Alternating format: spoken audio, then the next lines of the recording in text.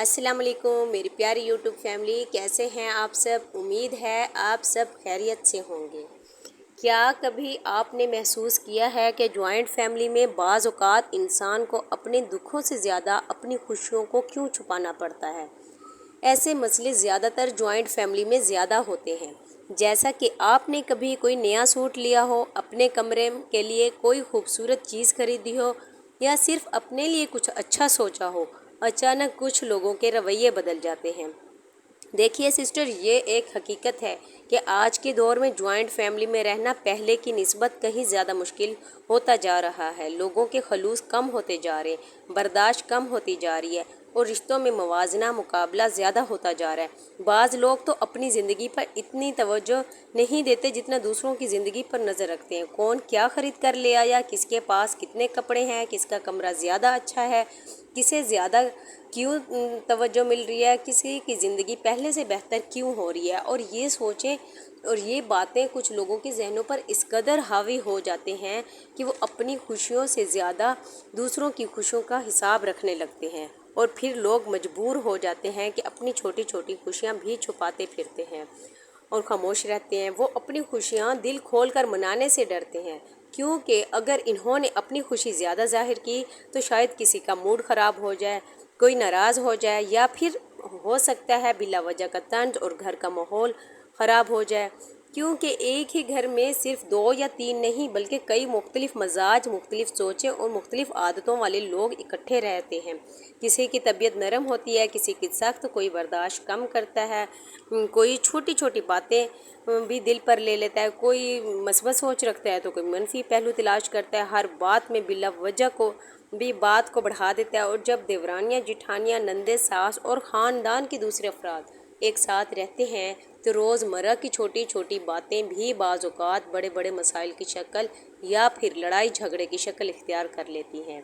دوسروں کی خوشیوں پر نظر رکھنے کی وجہ مسلسل موازنہ اور مقابلہ ہے۔ جوائنٹ فیملی میں لوگوں کا وقت ایک دوسرے کے ساتھ، ایک دوسرے کے سامنے گزر رہا ہوتا ہے۔ کون کیا کر رہا ہے، کون کیا خرید رہا ہے، کس کے کمرے میں کیا نیا آیا ہے، اور جب انسان ہر وقت دوسروں کو دیکھتا ہے تو وہ اپنی نعمتوں کو بھولنے لگتا ہے۔ پھر شکر کم اور مقابلہ زیادہ شروع ہوتا ہے۔ دوسروں کے برداشت کی جیسے اب لوگوں میں بہت زیادہ کمی ہو گئی ہے، دوسروں کی کوئی بھی چیز برداشت نہیں کر سکتے۔ کوئی کسی کو کچھ اچھا مل جائے تو لوگوں میں پریشانی شروع ہو جاتی ہے۔ ہر انسان کی زندگی میں اچھے اور برے دن بھی آتے ہیں، لیکن بعض لوگ دوسروں کے اچھے دن برداشت نہیں کر پاتے۔ حالانکہ کسی کی خوشی آپ کی ویلیو کم نہیں کرتی، لیکن لوگ خواہ ان باتوں میں دوسروں سے مقابلہ کرنے میں اپنا وقت اور اپنی خوشی کو ضائع کرتے رہتے ہیں۔ اس کی ایک اور وجہ یہ بھی ہے کہ لوگوں میں خلوص بہت کم ہوتا جا رہا ہے۔ اب جب رشتوں میں محبت کم اور انا زیادہ آ جائے تو پھر انسان بس یہ نہیں سوچتا کہ میرے پاس کیا ہے، یہی سوچ آہستہ آہستہ حسد، تنقید اور تلخ رویوں کو جنم دیتی ہے۔ کیونکہ اکثر گھروں میں جہاں جوائنٹ فیملی رہتی ہو، اکثر کسی کے حالات اچھے ہو رہے ہوں یا کسی کے حالات اچھے ہیں تو اسے کچھ مل رہا ہو تو پھر رشتوں میں طنز اور تنقید کا سلسلہ شروع ہو جاتا ہے اور آہستہ آہستہ گھر کا ماحول خراب ہونے لگتا ہے۔ سسٹر، یہ بھی ایک حقیقت ہے کہ جوائنٹ فیملی میں ہر کسی کے لیے ایک جیسی نہیں ہوتی۔ بعض لوگ بہت برداشت والے ہوتے ہیں، وہ چھوٹی چھوٹی باتوں کو نظر انداز کرنا جانتے ہیں۔ وہ ہر بات پر رد عمل دینے کی بجائے خاموشی اختیار کر لیتے ہیں تاکہ ان کے حالات ان کے کنٹرول میں رہیں۔ وہ حالات کو سنبھالنے کی کوشش میں لگے رہتے ہیں، اس لیے وہ کافی کچھ برداشت کر رہے ہوتے ہیں خاندان کے سکون کو برقرار رکھنے کے لیے۔ اور دوسری طرف کچھ لوگ ایسے بھی ہوتے ہیں جن کے لیے ہر چھوٹی بات بڑا مسئلہ بن جاتی ہے۔ انہیں ہر بات بری لگتی ہے، ہر رویہ غلط محسوس ہوتا ہے، ہر اختلاف وہ لڑائی کی شکل اختیار کر لیتے ہیں۔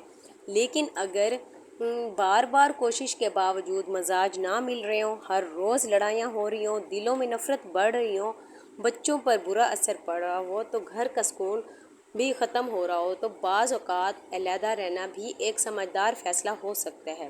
کیونکہ پیاری بہنوں، علیحدہ رہنے کا مطلب ہمیشہ رشتہ ختم کرنا نہیں ہوتا، بلکہ کبھی کبھی فاصلے رشتوں کو بچا لیتے ہیں۔ ایک دوسرے کی عزت برقرار رہتی ہے، دلوں میں محبت بھی رہتی ہے، اور جو بار بار کی شکایتوں اور تلخیوں اور جھگڑوں سے بھی بچاؤ ہو جاتا ہے۔ مقصد صرف ایک ہی ہونا چاہیے، ساتھ رہیں یا الگ، رشتوں کی عزت، محبت اور احترام قائم رہنا چاہیے۔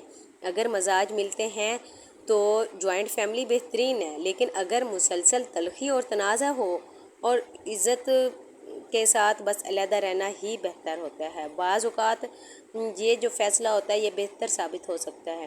کیا جوائنٹ فیملی میں اصل مسئلہ لوگوں کا ایک ساتھ رہنا ہے یا ایک دوسرے کو سمجھ نہ پانا ہے؟ کمنٹس میں ضرور بتائیے گا۔ امید ہے آپ